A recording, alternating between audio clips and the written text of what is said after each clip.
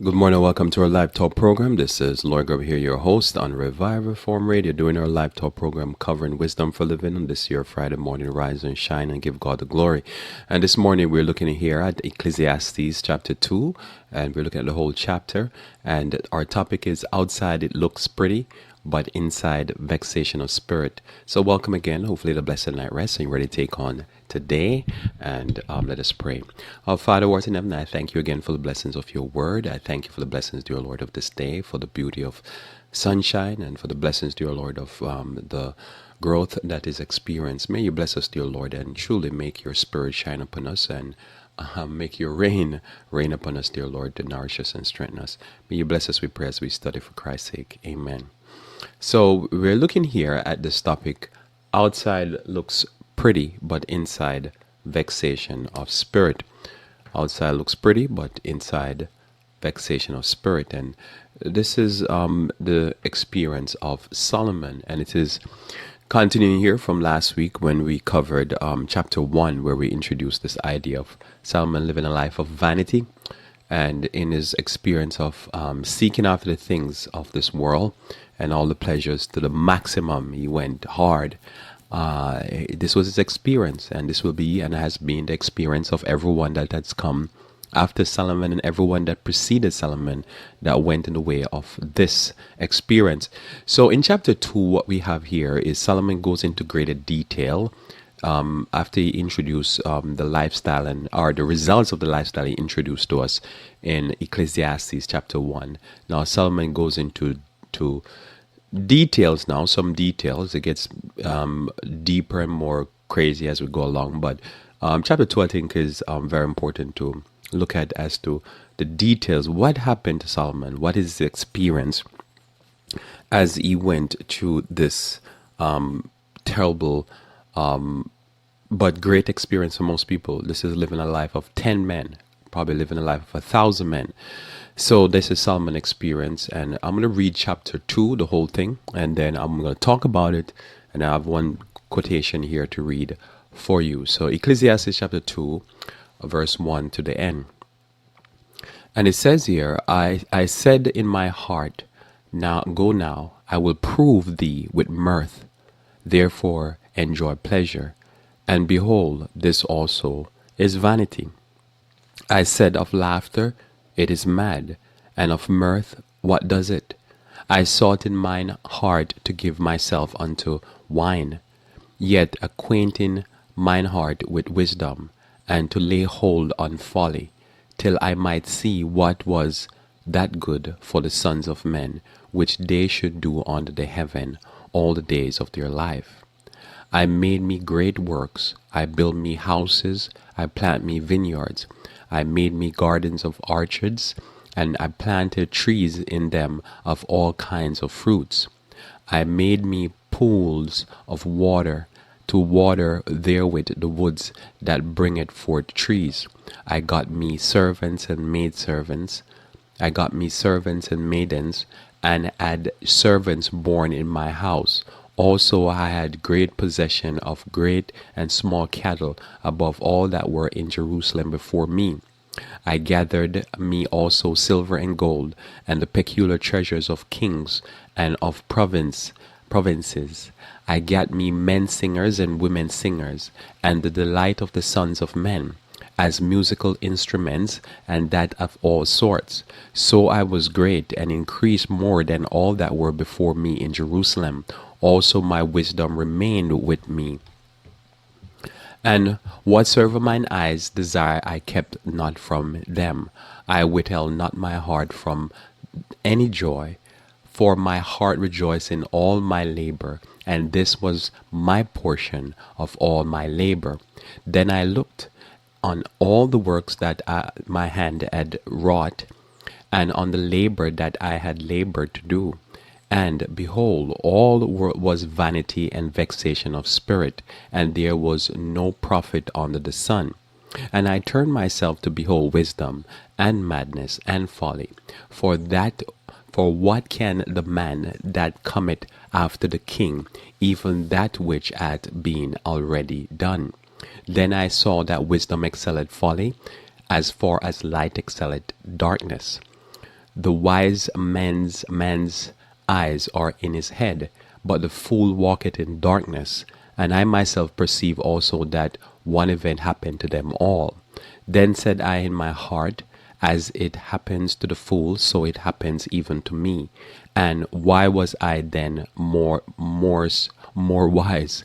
Then I said in my heart, that this also is vanity. For there is no remembrance of the wise more than of the fool forever. Seeing that which now is in the days to come shall be all forgotten. And how died the wise man as the fool? Therefore I hated life. And I'm going to read it again. Notice of all of that, he says, therefore I hated life, because the works that was wrought under the sun is grievous unto me. For all is vanity and vexation of spirit. Yea, I hated all my labor which I had taken under the sun, because I should leave it unto the man that shall be after me. And know it, and who knoweth whether he shall be a wise man or a fool, yet shall he have rule over all my labor wherein I have labored, and wherein I have showed myself wise under the sun. This also is vanity. Therefore I went about to cause my heart to despair of all the labors which I took under the sun. For there is a man whose labor is in wisdom, and in knowledge, and in equity. Yet to a man that hath not labored therein shall he leave it for his portion. This also is vanity and a great evil. For what hath man of all his labor, and of the vexation of his heart, wherein he hath labored under the sun? For all his days are sorrow, and his travail grief.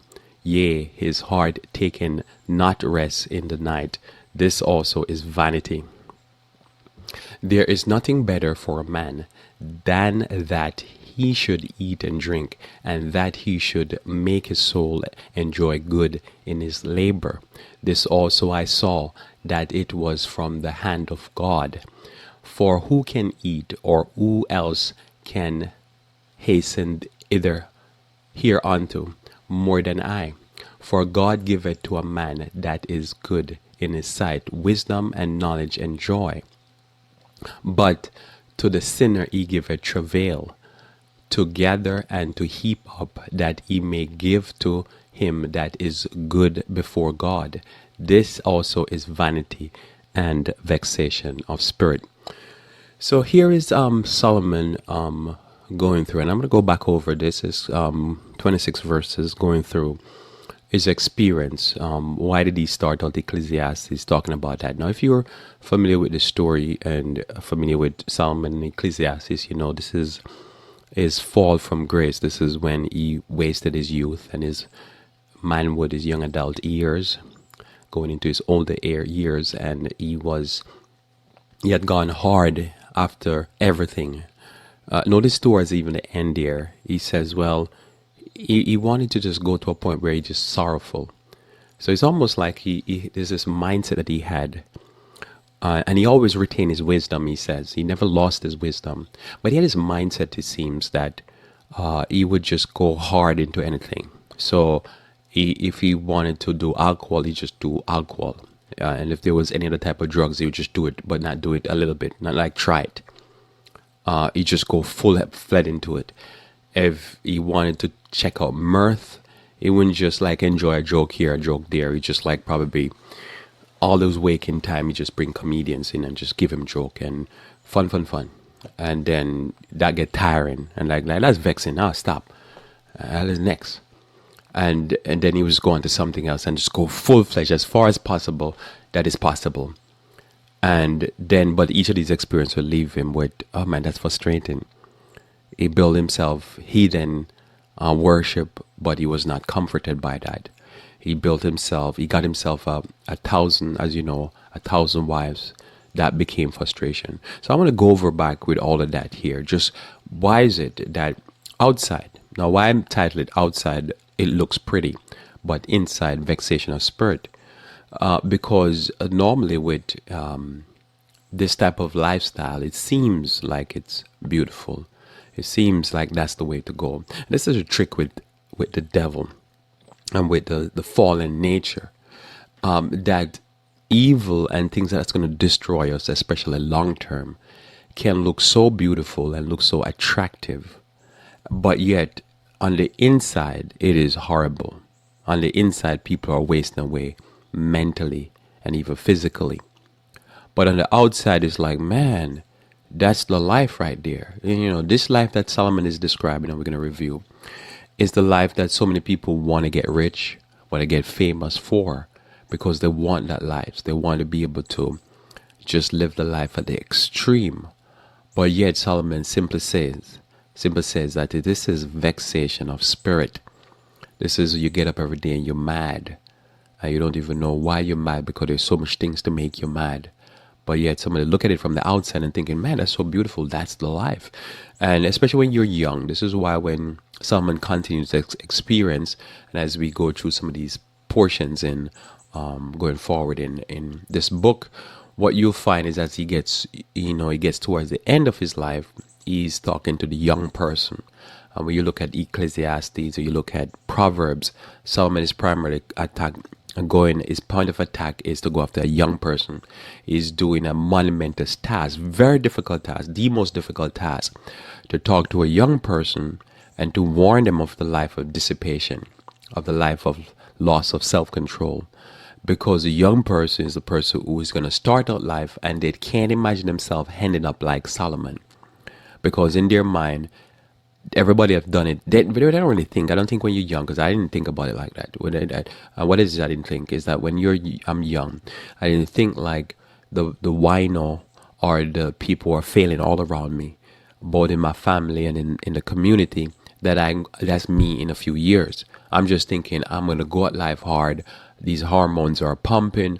My muscle is doing great. I feel youth, and I'm going to go down a certain route. But what it is that if you don't read this book, or you don't even read it, you don't know what you're reading, you don't get it, what Solomon is saying. Solomon is saying, look, don't waste your youth.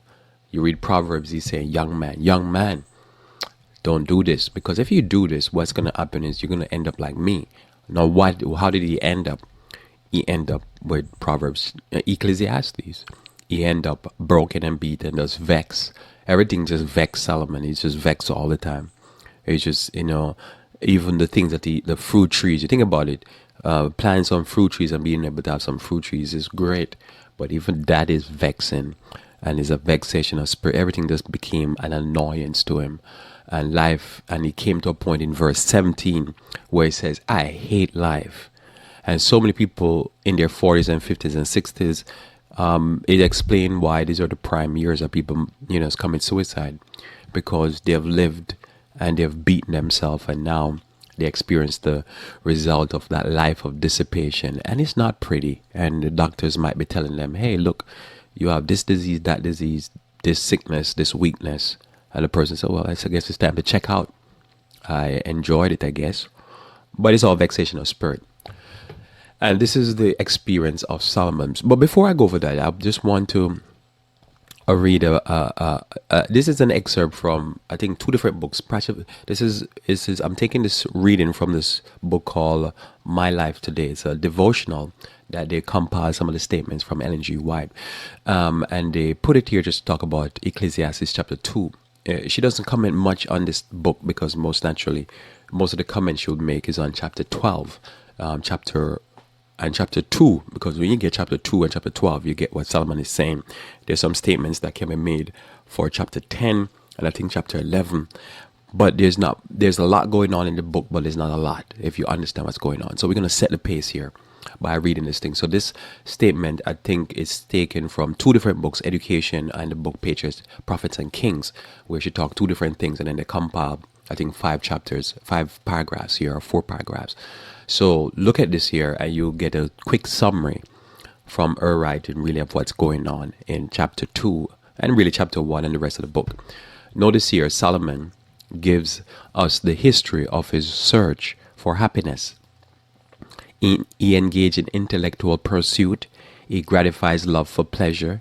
He carried out his schemes of commercial enterprise. He was surrounded by the fascinating splendor of court life. Solomon sat upon a throne of ivory, the steps of which were of solid gold, flanked by 6 golden lions. His eyes rested upon highly cultivated and beautiful gardens just before him. These grounds were visions of loveliness, arranged to resemble as far as possible the Garden of Eden. Choice trees and shrubs and flowers of every variety had been brought from foreign lands to beautify them.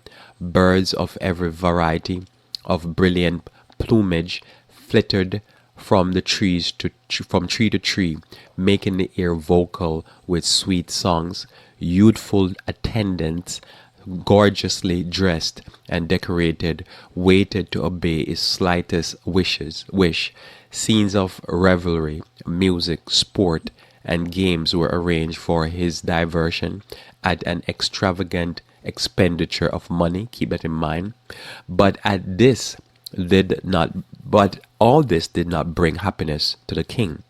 Dissipation had left its impress upon his once fair and intellectual face. He was sadly changed from the youthful Solomon. His brow was furrowed with care and unhappiness. His lips were prepared to break forth into reproaches at the slightest deviation from his wishes. His shattered nerves and wasted frame showed the result of violating nature's law. He confessed a wasted life, an unsuccessful chase after happiness. The way to true happiness remains the same in all ages. Patience, continuance in well doing will lead to honor, happiness, and eternal life. And that's from My Life Today, page 167.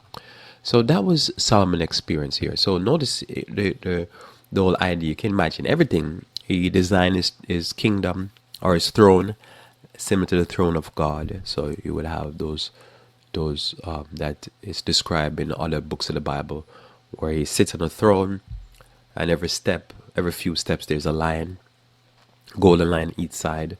So he's the lion of the tribe of Judah. He's in front of him. There's beautiful gardens. There's all these young, vibrant-looking waiters that are waiting on him. Everything just look exciting. Gardens and a splendid money. The Bible says that for Solomon, gold became like nothing in his realm. So whatever somebody can daydream, what can come up with, Solomon had it all and more, and had, just imagine us going there, and imagine you have all these workers that are young, vibrant, the best they can be, all this other stuff. And it was a great expenditure, because remember, the people were, by the time he died, the people were like, just upset. They were vexed themselves of the cost that it was cost to maintain all this, how expensive it was.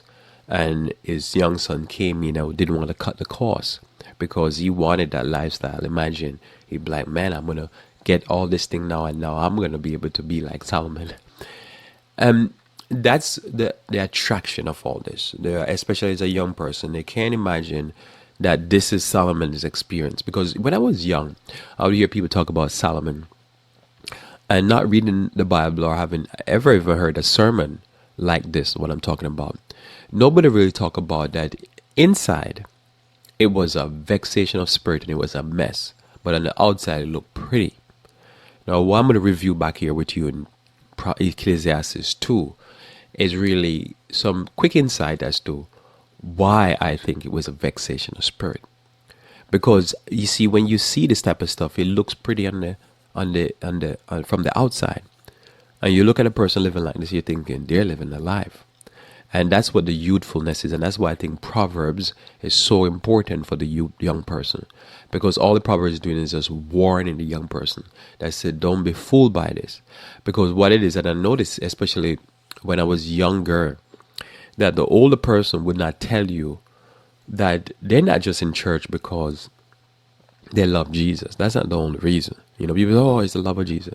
No, a lot of it is they've been whipped and hog whipped and dragged through the mud and on the asphalt and on the gravel by life, and they say, I better give Jesus a try. Most people don't come to Jesus because life is oh, I just love Jesus so much, and I come. Is the hog whipping that often bring many people, because we can be so stubborn as individuals. But people talk a lot of fluff, and people like to hear a lot of fluff. But with Solomon, as if you read Ellen G. White comments, if you follow Ecclesiastes, and if you follow Ecclesiastes, it can become very clear that he was open to the words of the prophet that was sent to him at a certain point in his life. And he saw the folly because he was vexed. He had gone down a road, and God, notice he says there that in verse 9, that it says, also my wisdom remained with me. So he didn't lose his ability to rationalize. He didn't lose his ability to reason. He had his ability to reason, even though he was doing all of this, which is make it even more vexing, if you know what I'm talking about. Because you see, the person that never convert, the person that never learned the Bible, they don't know nothing else. All they know is just a life of carnality. That's all value. If you can't, there's no intellectual anything to do with morality or anything like that. All they know about life is you just get up and it's your senses, and you basically feed your senses as much as possible, and that's the great life. For them doing all of this, what some is doing, it comes with less conscience, I believe, and they can enjoy it more because it's just mindlessness.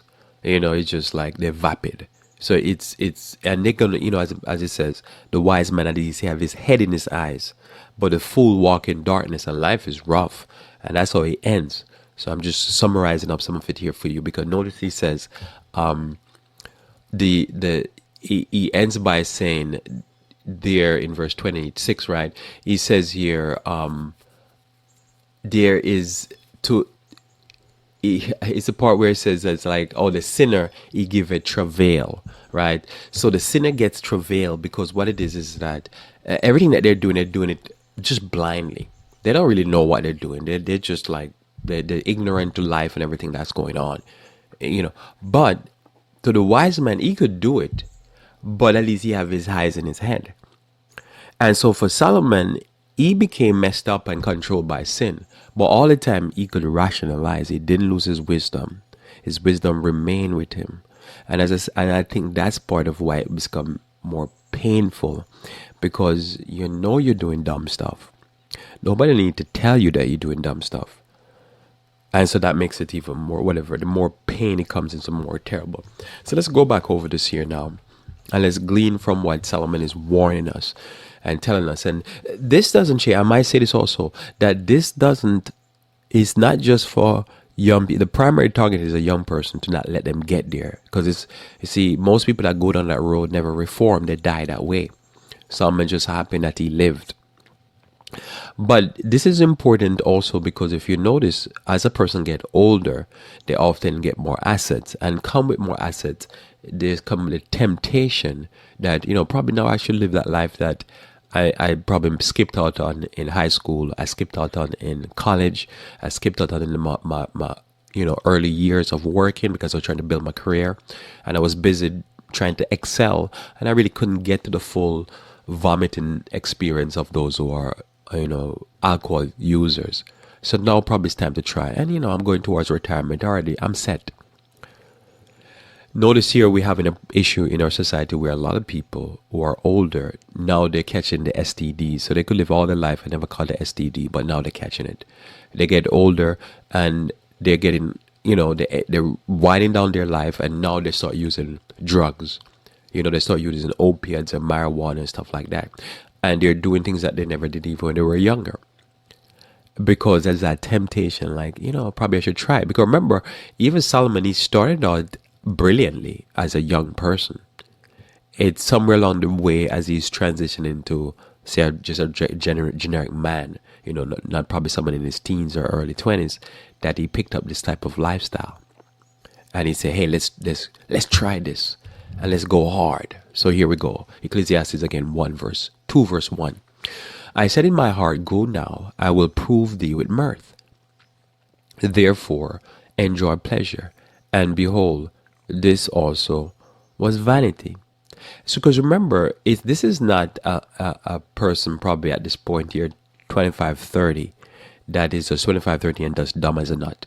This is not the reality here. This is somebody that the Bible says there's nobody before or after him that has been wise as him. So it's almost like he's doing something like this. He said, look, I'm gonna eat cotton candy, I'm gonna do roller coaster, I'm gonna do the all the different things in the park. That's what I'm gonna do. This is Solomon here. It's like I'm gonna go to all the clubs. I'm gonna go, not clubs as in but comedy clubs. I'm gonna go to everything that has to do with mirth and pleasure.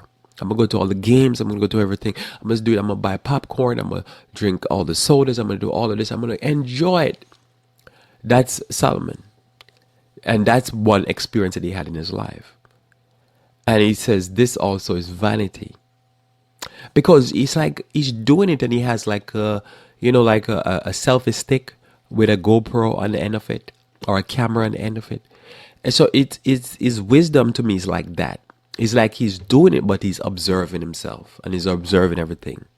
He's not fully into it. That's what I believe, or at least this is part of my belief, that as he goes through it, he's not going through it not aware. He's self-aware. He's analyzing, because he's wise. He's taking in too much. Because that's why at other parts he writes, it says, too much wisdom or too much knowledge is painful. See, ignorance can be bliss. Not bliss because you won't get beat up. Later on he explains that. You can get roughed up and beat up and stepped upon when you're ignorant.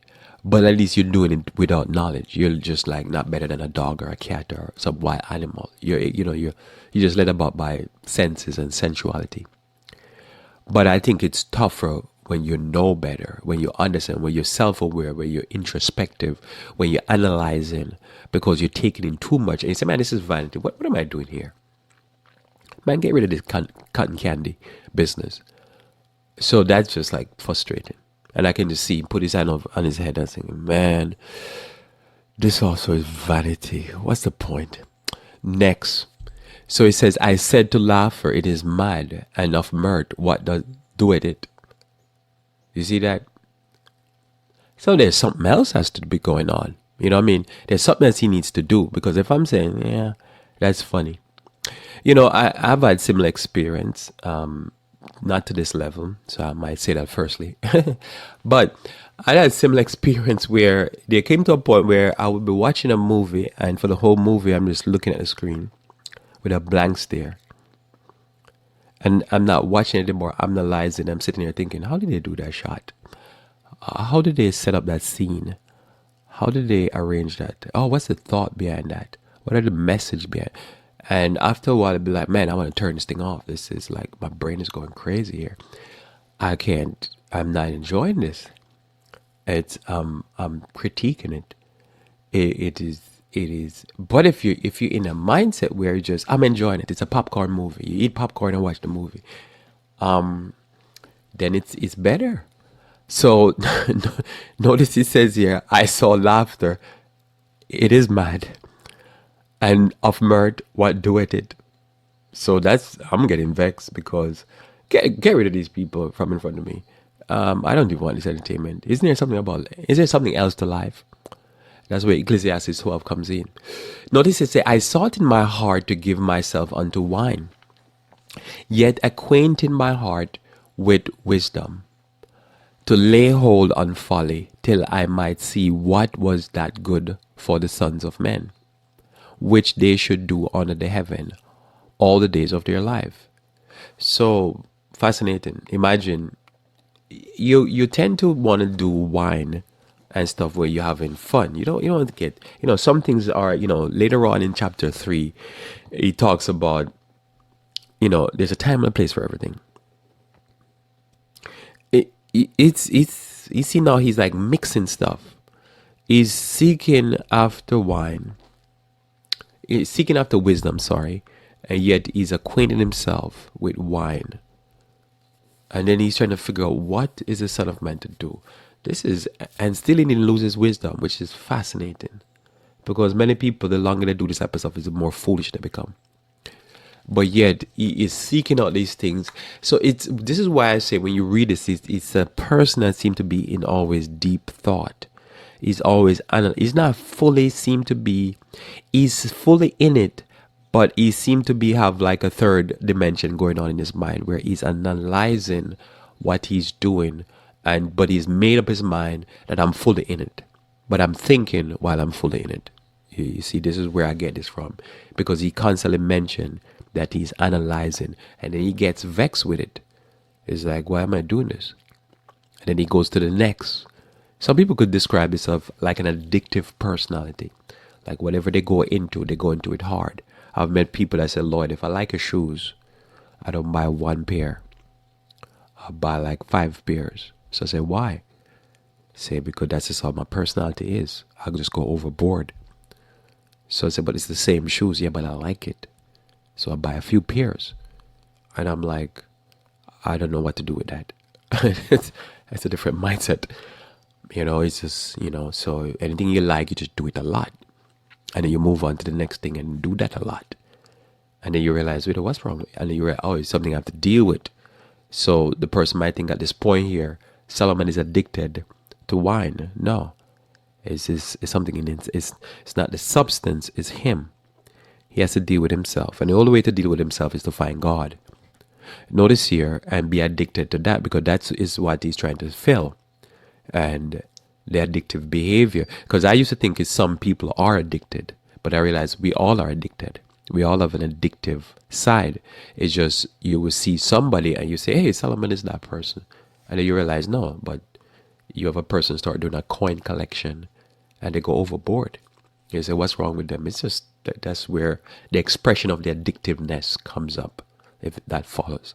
So everybody has it, it's just we all express it differently. Some people like gossiping and are like lying, and they say, well, they're like stealing.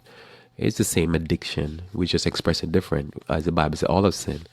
Now, notice here, this is what sin does. It makes us become attracted to something that's destroying us. Notice here, verse 4 says, I made me great works, and I built me houses, plural, and planted me vineyards. I'm into natural. So you can see how somebody could be like, you could get caught up into just about anything and excuse it. And I'm saying, hey, something wrong with me. What am I doing this? So he's trying different things. It's like he said, build me this house. And he built a house.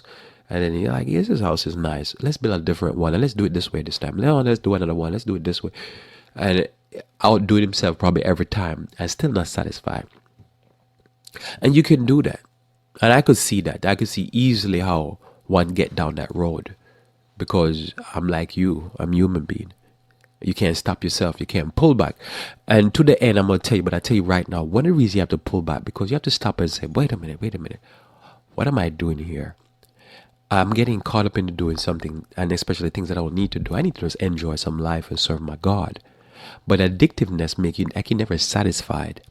And sometimes you don't know to take a break. You always go from one thing to the next thing and like, stop. Just stop for a second. Notice I built me a house and I planted vineyards. And he's not doing this work. Somebody else is doing the work for him. I made me gardens and orchards, and I planted trees in them of all kind of fruits. So imagine, oh man, look at this tree. Oh, wow. Yeah, plant me that one. Oh, let's taste this. And that too can be vanity. Because remember, he ends in Ecclesiastes by saying, even the reading of many books, that can be vanity. It's not the action or the activity. It's the personality, and it's the weakness in the personality. One has to watch that, because one can get carried away into that which is even good. And I remember when I first learned it, I was like, wait a minute, you can be carried away. Yeah, you can be carried away. That's why Christ says, come apart and rest a while. See, Solomon, in all his madness, couldn't rest a while. So that Christ said to the disciple, come apart and rest a while. Somebody said, why would you want him to rest from the ministry of the word? You need a break from all that. Because you could be doing stuff and fooling yourself. And you just need to take a break. And make sure that it's not controlling you. You have a balanced life. So it's nothing in here tells me that Solomon had a balanced life. He was very out of control. And whatever he did, he went way into it. and then he would find, hey, this is not satisfying, and then he goes away into something else. Notice here, I made me pools of water, and to water therewith the woods that bringeth forth trees. One of the things I love doing is going to gardens, and the more humongous or the more well laid out and designed, because I like design, it's fascinating, and I could see how that can become wow, and how one could do it. It could just get extreme. So I go to a garden, and I'm like, man, I'm gonna do that. This is nice. But you might, when you start thinking about the amount of labor, the amount of work, some of these workhouse gardens are magnificent. And someone say, I do that, and he does that, and he's like, I'm still not happy because there's something wrong with him inside. And it's the same thing. I love aquariums, and I could build one in my house if all I care, just to have it for me to. I remember I was hearing about these aquariums that some of these people with real money do. That they'll build an aquarium that is like 8 feet tall. In order for somebody to clean it, they have to suit up and go into like scuba gear to go inside of their house. And so when you lay down to sleep, you're surrounded by like 2 walls of aquarium, 8 feet tall, with fishes just swimming around you. And that's nice, right? Think about it. That's nice. That's real nice.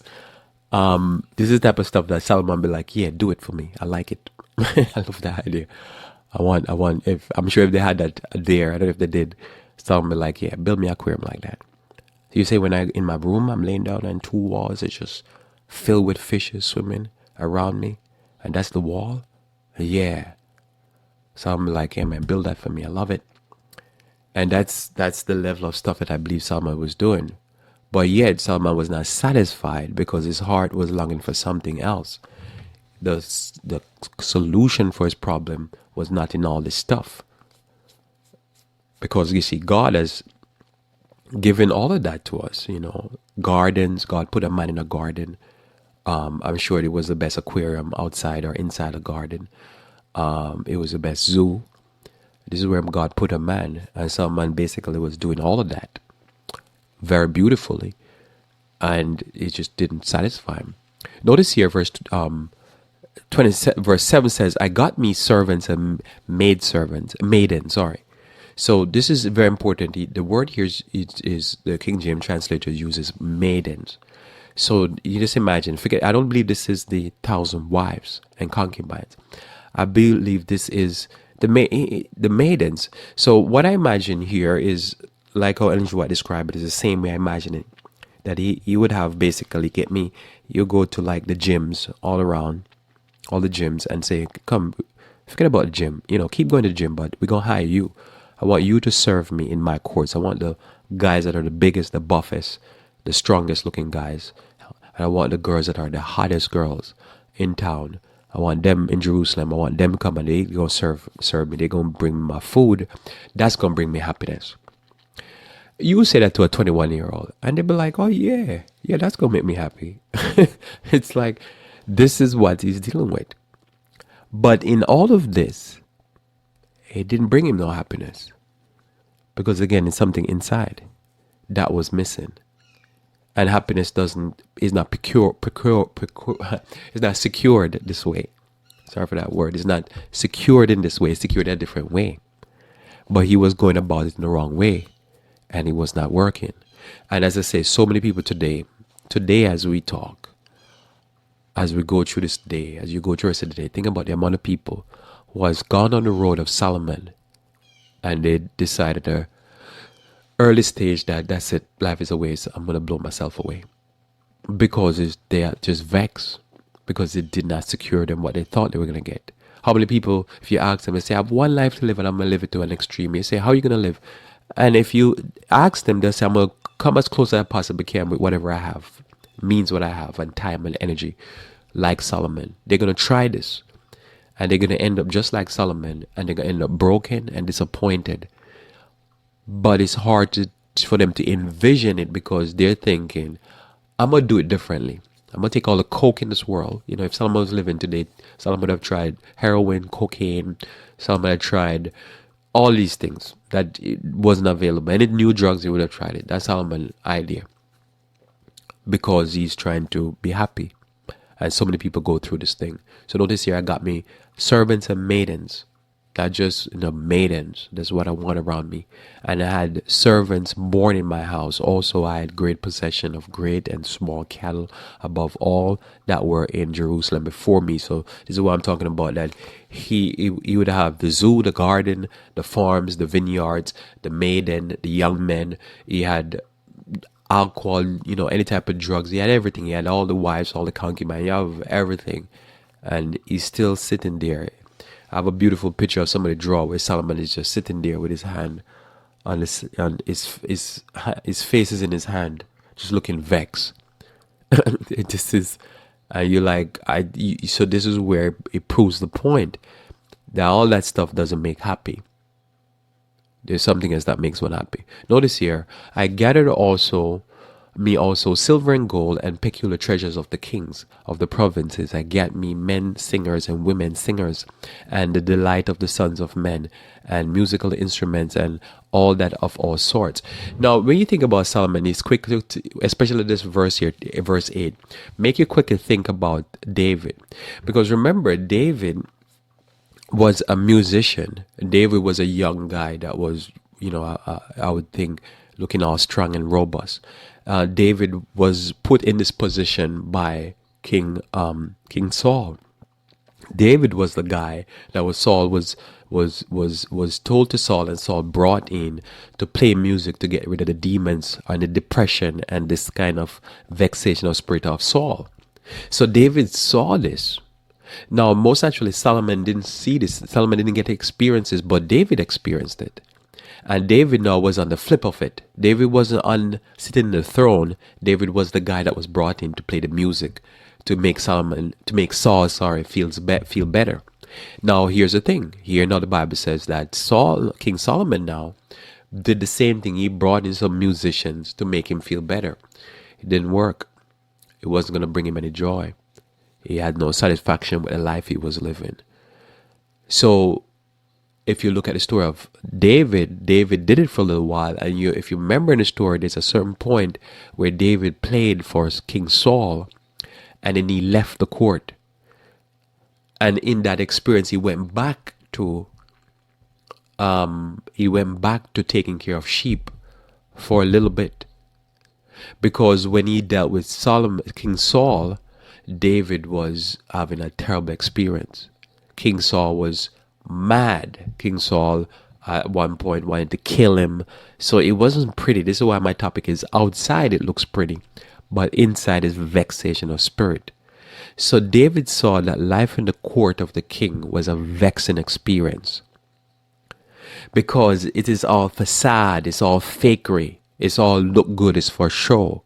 But real inside, what it is that you're dealing with the worst of the worst. Now, here's what I'm going to tell you. Here's what the problem is with all this. Just think about it. When you think about the most narcissistic people, going to be full of themselves, and it's going to be about me, I. It's going to be people in the king's palace, in the king's court. You're talking about people who think they're the brightest, the best, the the best looking, the best musician, the best actors, the best comedians, the best artisans, the best what. And good for them that they have some skill and talents. But now you have not one of them, but a whole court, a whole king palace of them. This is the environment.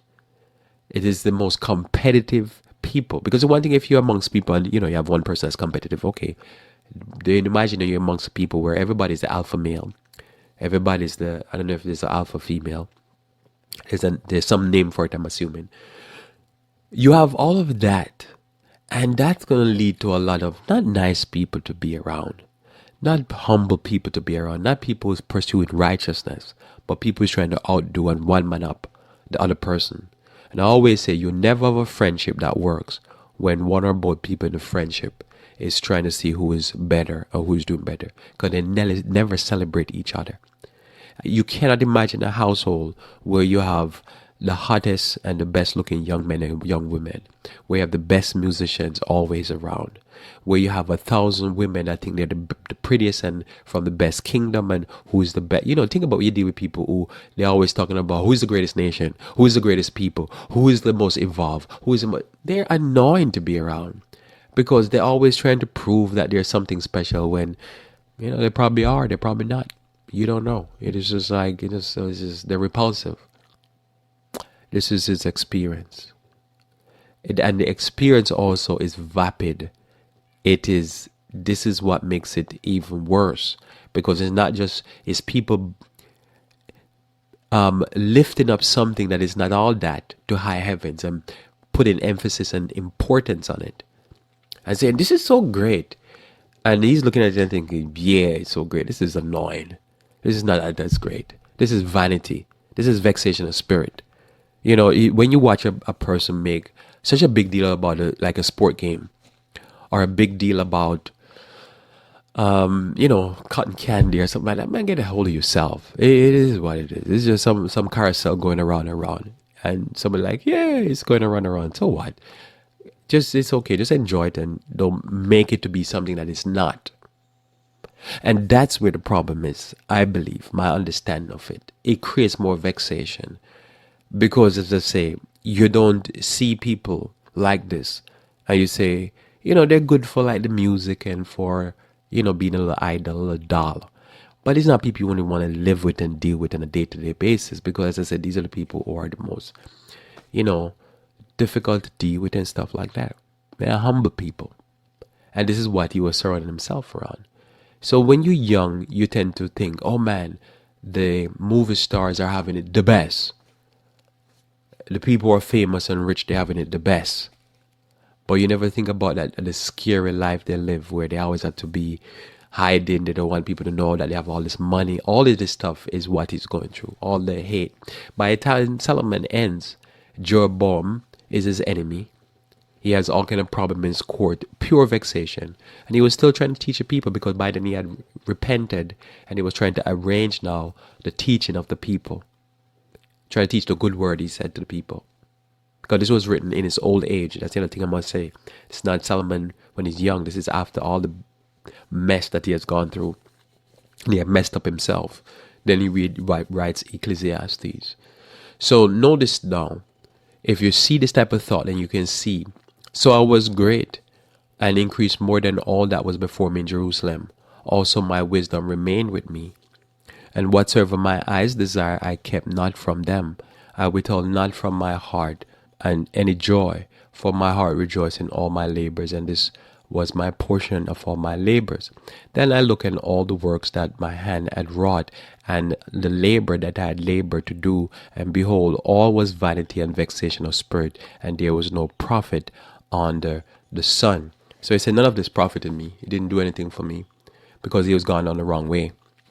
And he says all of it. He said, this is my labor, because that's what somebody would say. I work for it. You ever hear people say that? Have you ever said that? I work for it. This is what I work for. And this is what I'm going to spend my money on. And he did that. And he says, yep, this is, what's the point? That's where it came to. He lost all satisfaction from life. And this is all vexation of spirit. And there is no profit. And I turned myself, and behold, wisdom and madness and folly. For what can the man do that cometh after the king? Even that which hath been already done. Then I saw that wisdom excelleth folly, as far as light excelleth darkness. The wise man's eyes are in his head, but the fool walketh in darkness. I myself perceive also that one event happened to them all. So he said, look, we all going to die anyhow. So he perceived that. Whether a person live wise or they live foolish, they're going to die. But the difference with the wise man, he has his eyes in his head. The person is foolish, they walk in darkness. See, to me, the difference is, up until this point of my life today, what I can look back and say, you know what it is? Like he ends and say, the person that lives more in this type of way, they have a vexing life. There's no peace, says my God, for the wicked. This is Solomon here talking all of these stuff. Because you realize he didn't have no peace. But he was living a life that was full tilt. And this is why, as the Bible says, we have to find God and do the works of the Lord. Because that was what we were created for. Life that is a life meaningful and with purpose, is a life that is not lived in dissipation, in drunkenness, in foolishness, because the more foolish is, the more beatings. And that's the difference. We're all going to die, so to speak, and some of us are going to die faster than others. But this is on a ratio, on a scale. The people live more foolish, the people die so much faster, separate from even accidents. And even many of the accidents are preventable. Notice here it says, for the remembrance. So it talks about the happiness of the heart, and it says, death happened to everybody in verse 15. For there is no remembrance of the wise more than of the fool, seeing that which now is in the days to come shall be forgotten. And how died the wise man as the fool? Just dropped dead. Therefore I hated life. Notice here it says, I hated life. So you have all of this, and he hated life. And I think that's where people can't understand. Like, I remember, I think it was last year, this guy shoot up Las Vegas, or the year before, and he was a multi-millionaire. And people like, I can't understand that. Why would he do that? But if you see, a lot of these people, they don't like life because they've gone and they have it all. And Solomon did that, and he didn't like life. People can't understand why famous people die with money and they hate life. The life bring them no joy because they're not in the stream of beneficence. They're not in the stream of benevolence. They're not in the stream of love. They have surrounded themselves up with a lot of narcissistic people who don't love them and just there for their money. There because they're famous. They're not there for them. They don't know what love is, but they know what it is to be dealt with because they have money. This also is vanity and vexation of spirit. Notice here, therefore he says, I hated life, because the works that was wrought on the Son is grievous unto me, for all is vanity and vexation of spirit. Because again, the more things you have and the more you have to deal with is the more pressure you have. The more responsibilities, the more life can become burdensome. And yes, you're making more money.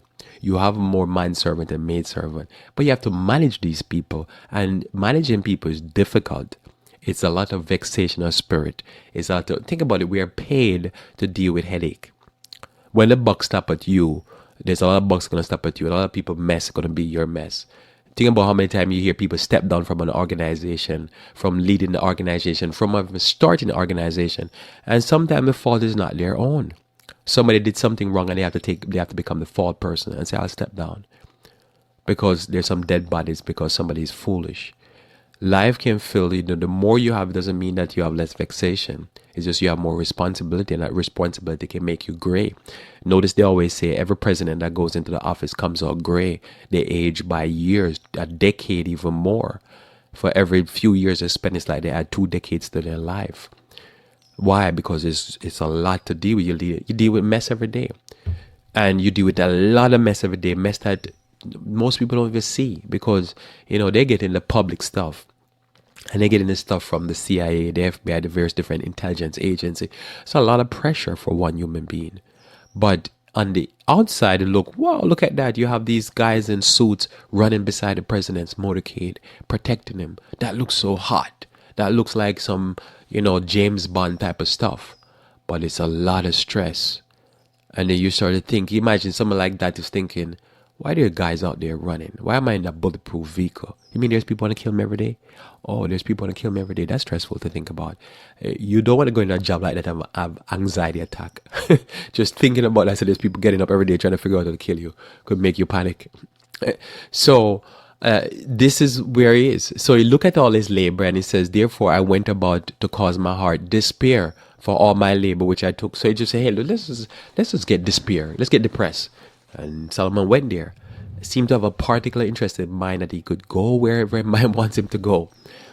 For there is a man whose labor and wisdom and knowledge and equity, yet to that man hath not labored therein, shall leave it for another. So basically what he's saying there is that you could we all face this type of stuff. One day, what if we amount a lot of assets or a little bit of assets, somebody's gonna fight over it, get it. And they didn't do a thing for it. And he said, man, this also is not good. Notice he says, for all the days of days are sorrow, and his travail grief, yea, his heart taketh no rest in the night. This also is vanity. This is why I say to you, there's a time and place for everything. There's a certain point, no matter what you're doing for work, Whether you're doing ministry, whether you're doing hard labor, whether you're doing desk job, you got to go home. You got to take a break, because you're going to drop dead, and everything that you've worked hard for is going to turn over to somebody else or to the government.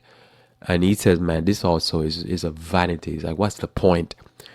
And there's nothing better than a man to do than to eat and drink, and that he should also, his soul should enjoy his labor. Take a vacation, take a break, relax, don't stress yourself out too much. Because if you stress yourself out, you have a heart attack, they're going to replace you, or you're going to, that whatever you've worked hard for is going to be turned over to somebody else. You enjoy some life. Listen to the birds. Imagine Solomon all about this thing, and all he probably was dealing with it was vexation of spirit. I don't think that he couldn't enjoy himself, or he couldn't have whatever. He had gone so much into sin that the birds didn't mean anything to him anymore. He couldn't enjoy the joys that he had in front of him because pure vexation. I say this, I want you to hold this, just think about this thought as I try to close these thoughts out. Solomon is going through all of this, but the problem was not the beautiful gardens and the beautiful pools and all that. It's something that is always there in our society. You might not own a garden, but you can go to a garden and pay a fee and enjoy it for a day. Solomon had gone to some paganism, into some very wicked lifestyle, into the drunkenness and stuff like that. And he retained his wisdom, and it tore him apart mentally, because he was outside the will of God. He had gone into sin and wickedness, and it didn't work. And that was a problem. So his life was so filled with guilt and torment. As she says, his body was messed up, his mind was messed up, and yet he still retained his wisdom. And that's what it is that life is there, and we have some approbation. I just believe it's simply you live in the will of God and you enjoy life. As long as the will of those two don't clash, your enjoyment and the blessings that you enjoy within the will of God, you will never come to the experience that Solomon came to. Solomon walked out of the will of God, and all the things that could bring joy to his heart brought pain and suffering and vanity and vexation of spirit. So on the outside, people might think, man, Solomon is living a life. On the inside, Solomon was vexed. You don't want to experience that. For who can eat, or who else can hasten unto more than I? For God giveth to a man that is good in his sight, and knowledge and joy. But to the sinner he giveth travail. So Solomon went into a life of sin, and all he got is just stress, just hardship. Because remember, the way of the sinner is hard. The way of the righteous is easy. Christ says, come unto me, all that labor and are heavy laden, and I'll give you rest. He said, take my yoke upon you, and learn of me, for a meek and lowly in heart, and you shall find rest for your soul. Because the yoke is easy, because his burden is light. That's the difference. He took on so much. He went so extreme, and it burdened him. We don't want to go that way. We want to live light in this world. And not just for ecological reason, but for our own mind. We want to live as light as possible. Because outside of that, the more we take on, the more sin, the more guilt, is the more vexation of spirit. And notice it says here, to gather and to heap up, that he may give to him that is good before God. This is vanity and vexation of spirit. So we are encouraged that the life that we're supposed to live in Jesus is a life of patient continuance in well-doing that will lead to honor, happiness, and eternal life. You want honor in your life. You want happiness in your life. You want to see God in face and in peace when he comes with his Son in glory. Then the way to do that is to patiently continue in well-doing. And you do this, you find that you'll be happier, you have an honorable life, you don't have this vexation and stress. You'll have a stress less, I should say smaller stress, because it's always going to be stress. But you're going to be like the opposite of Solomon. You're going to be going through life like with a GoPro. But the difference is you're recording and observing life, not you messing yourself up, but you being a blessing to others. That's what Solomon missed. And that's what we need not to miss. Let us pray. Our Father who art in heaven, I pray, dear Lord, that you may bless us, that we might continue patiently, dear Lord, working out our salvation, dear Lord, between us and thee. May you bless us, dear Father, and may we be able to walk humbly before thee and eat the good of the land and not live a life of vexation and vanity. Bless us, we pray, for Christ's sake. Amen. Thanks for being with me here on Revive Reform Radio. Looking forward to talking to you again live Monday morning, where we should talk about motivation. Until then, I pray that you may continue to walk with the King.